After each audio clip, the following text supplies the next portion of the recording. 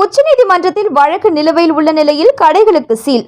கோவை தொண்டாமுத்தூர் பேரூராட்சிக்கு சொந்தமான வணிக வளாக கடையில் அனைவருக்கும் பொதுவான வாடகை நிர்ணயிக்காமல் ஒவ்வொருவருக்கும் ஒவ்வொரு வாடகை நிர்ணயிக்கப்பட்டுள்ளது.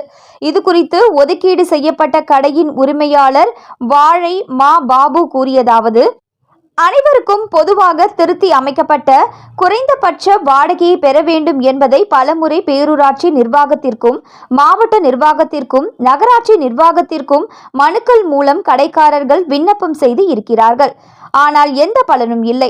இதன் அடிப்படையில் நியாயமான நடவடிக்கைக்காக சென்னை உயர்நீதிமன்றத்தை அணுகியுள்ளோம்.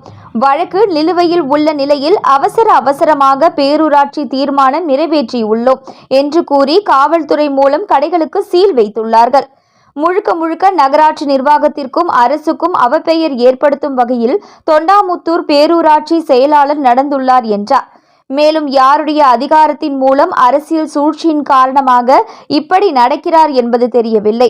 உயர்நீதிமன்றத்தில் வழக்கு நிலுவையில் உள்ள போது இப்படி நடந்து கொள்வது உச்சநீதிமன்றத்தை அவமதிக்கும் செயலாக கருதுகிறேன் என்றார்.